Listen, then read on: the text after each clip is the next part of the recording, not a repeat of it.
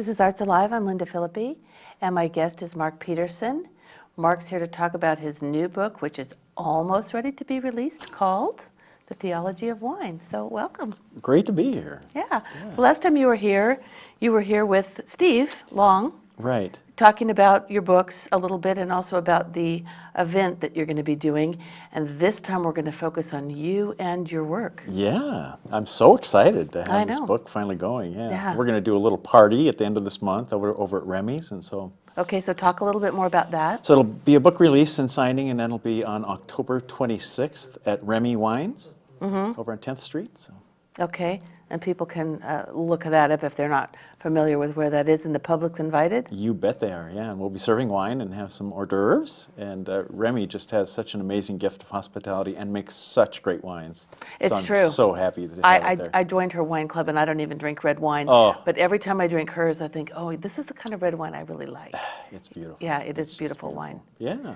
So I know that you brought some images in, and quite a Yeah. few. So let's have Mr. Music maybe go ahead and start running the images for us. Great. Yeah. So I'm a photographer in addition to writing this book, and so we've included some of the images that I've photographed. And I just love being in vineyards because they're such a place of amazing beauty. Oh, yeah. And one of the things that I really care about is caring for creation, and I think vineyards just do such a great job of that. There's, Salmon Safe and these certified different programs where they're really trying to take care of what they do and not pollute and care for creation. So, Well, I guess we should probably mention, for somebody who doesn't know, oh, look, there's my favorite. oh yeah, May Sarah.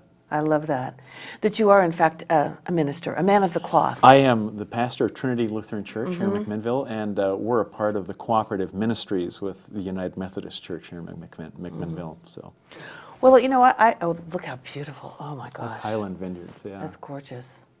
One of the things I like is how you've sort of drawn the analogy between in the Bible, how there are so many references to wine and vineyards and the earth and faith and...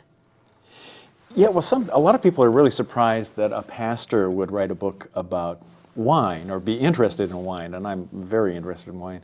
But the Bible actually likes wine. The view of wine in the Bible is very positive, according to the Psalms. Well, they were, in fact, humans. They were, and pretty much it's all they had, Yeah, exactly. But according to the Psalms, wine was given to us to make us happy. And so when it's used appropriately, it adds to our happiness, and that's certainly... I just love a good glass of wine. It's just such a pleasure. And I'm just always reminded of how beautiful creation is and how beautiful wine is and how blessed I am. And how much better you dance with a little wine and sing. Although I have found if I drink an entire bottle of wine, I can do karaoke. You're a good singer. But not karaoke. I just, okay. And dancing's out of the question. Doesn't matter how much. I'm actually teasing you. That's really beautiful. Yeah, that's at Coeur de Terre. I did an internship at Coeur de Terre. That's also Coeur de Terre. And I had a sabbatical leave, and my colleague Courtney McHill just gave me such a great gift and taking on a lot of extra responsibilities to the church for 4 months, and I got to go up to Coeur de Terre, and I said to Scott ahead of time, I'd like to come up and do an internship and just see how you make wine, and Scott said, so you want to be my cellar rat? I wasn't aware that's what I wanted to do, but yeah, that's what I want to do. So it was such a great experience, although it's a lot of work. Sure. I have such appreciation for people who make wine. Absolutely. It's incredible. That's a fact. Yeah. That's Look also how Coeur de pretty. Terre. That's We like that. beautiful. So do you ever see yourself doing it full time? doing wine full time? No, I like my gig. I really like being a pastor, and I'm just so happy that I can combine both of these things together. Yeah. That's what really makes it fun for me. But I actually was a professional photographer, and I got out of it because it just wasn't fun anymore. You know, it was just a ton of work.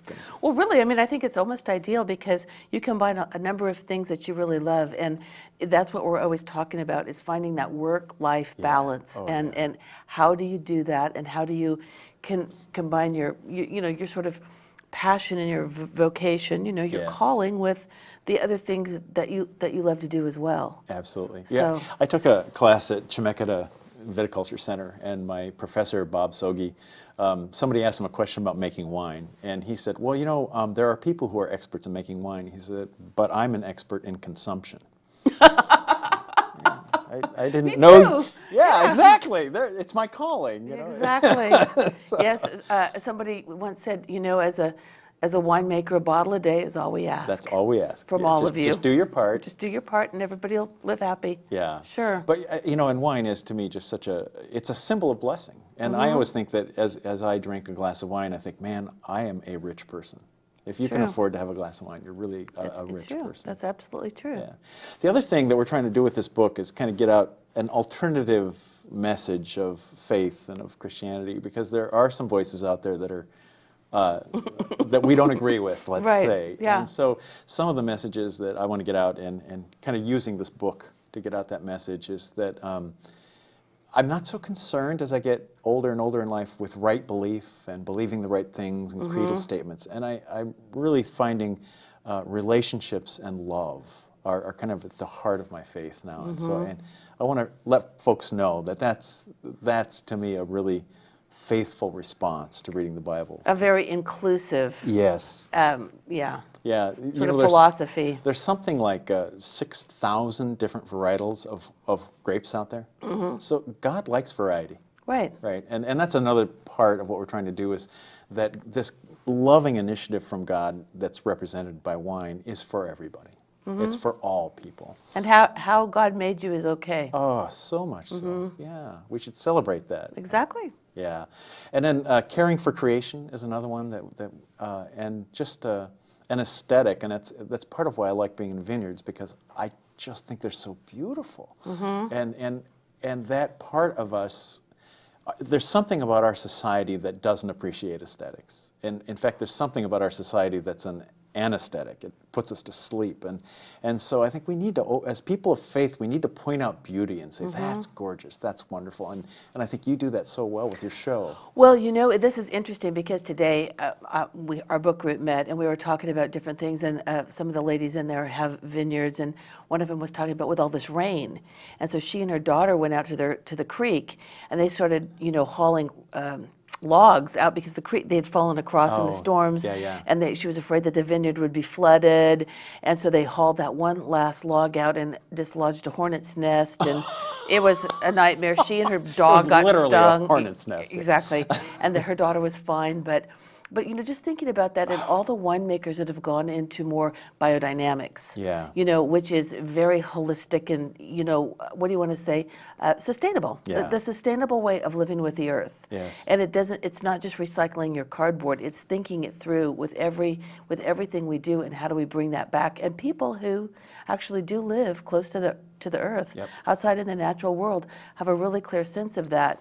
And get that connection. Absolutely. Yeah. And the further people get from actually being in the dirt with their hands, the easier it is to just say, oh, next time, or this isn't that big of a deal. But in fact, it really is. I'm really heartened by the movement of getting back to local foods and appreciating real food and meeting farmers who grow our food for us. I think that's really very important. I think you're right. Absolutely. Yeah. Which is why local wine is so nice as well, Well, and this book was printed locally. In fact, the printer might even be in this room. She might even be running the camera that's focused we should on make you. her, shake the camera a little bit. Yeah, shake the camera, Gail. Yeah. She's not going to do it. No, she does a beautiful job I printing. kind of tell people that, it's kind of like a farmer's market book. I'm just going to take it out in the back of my car.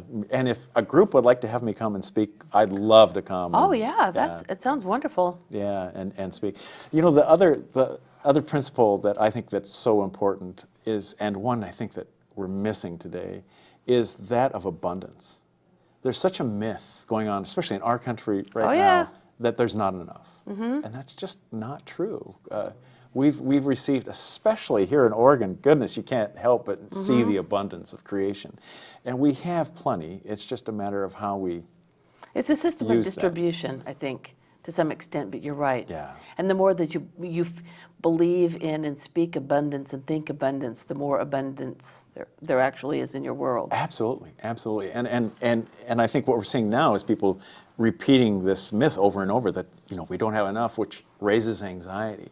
So I just want people to relax a little bit and know that there is enough. There's plenty. It might have to also to change the channel. That's all I'm going to say. Change the channel on your television set. Yeah, stop. Yeah. Just stop watching the news. It's not news anyway. It's crazy, yeah. So what was the most fun for you about doing this book? Well, I'll start with the unfun part. Okay. And editing was Yeah. just, I couldn't believe how much work it was. And people say when you edit a book, it's like, having to abandon some of your children. And, I mean, we had an entire chapter we took out and Word by word. Oh, everything. I think And you're supposed to rewrote give it to your wife and your best friends and say, just mark it up. Just mark. And then pass it back to me anonymously so I won't hate any one of you in particular. I'll hate all of you collectively. Oh, wait, I'm Christian. I can't do that. I can't do that. We actually edited it collaboratively. Okay, good. On the internet. We would get together and we would Skype one another. Skip and Judy Rash were the people that helped me edit it and really made it so much better. But boy, that was a painful process. Yeah, I bet. I think the most fun of this project is right now. And being able to share this with people, I'm just so excited for the party and to be with you. I did it, I yeah. know, look, there's our book. And that's true. just to go out and to be able to share with people and to have a device that makes that possible is just so exciting to me. Well, it's true. Like you can sort of talk until you're blue in the face, and you probably do every Sunday. Or until my congregation is blue in the face. And they're sleeping. But you have something like this that you can sort of hand them, and it's small. They can look at the pictures, and it's not overwhelming. Yeah. And yet the message, it's a nice vehicle for the message. Right. It's almost like a children's pop-up book. It is like it's a little tiny book. I actually wrote this as a Bible study. Okay. And I've offered it, I think, 6 or 7 times in McMinnville. I got to say, it had a tasting fee, right? It's the only Bible study I've ever done with a tasting fee. And the most popular Bible study I have ever done. I mean, it's not even close. So I wrote it in 6 lessons so that a group could get together and read it. And we have study questions in the back of the book now that Skip Rash wrote for us. Oh, that's great. Yeah. So, I mean, you can read it on your own, certainly. It could be a book group thing, but it could also be a meditation in a way. Absolutely. Yeah. Yeah, yeah. And I think when I saw a book similar to this at Powell's, I just loved that format. And so I got together with Gail and I said, this is the format I want to use. Because you can just grab it and take it with you. And No, it's perfect. It really is. It's nice. It's like a prayer book. it is exactly. And the book that I saw was A Prayer for the World. And it was a book of hours prayers. So, I love those. Yeah. So book of hours, yeah. The Soul of the World. No, the Soul of the World was the name of okay. the book. So Wow. we just ripped it off.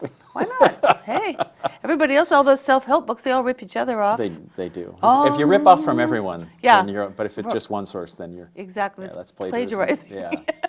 So what's next for you? Well, I have other books in line, but my next project I'm really excited about is writing about lessons that I think churches could learn from wineries. Okay. And I had the pleasure of being with Dr. Jeff Pederson when the Dr. Jeff. Dr. Jeff, when the Linfield Center went out and interviewed the original winemakers from the Willamette Valley, northern Willamette Valley, and I learned so much watching those interviews. And so I'm going to pull some lessons out, and I'm going to share those in Great. my next book. Yeah. That's good. Did you get some good pictures? Awesome Good pictures. photos, yeah. Great. Yeah. Just going back to our previous point, 2 of the winemakers said, well, Diana led, and I forget who the other one was, but independently of one another in separate interviews, both of them said that one of the reasons they wanted to make wine in the Willamette Valley was to change the culture. That was their goal from day one. Interesting. Isn't that fascinating? Yeah. And I think they have in such a powerful way. Yeah, absolutely. Yeah, it's been, 40 years, 40 plus years? Yeah. Mark, we're out of time. Somebody's tapping can their that watch. I possibly know. be? It's going like this. So really want to thank you for being here today, and I look forward to catching up with you again soon. And join us at the party at Remy's. Thank you. Yeah.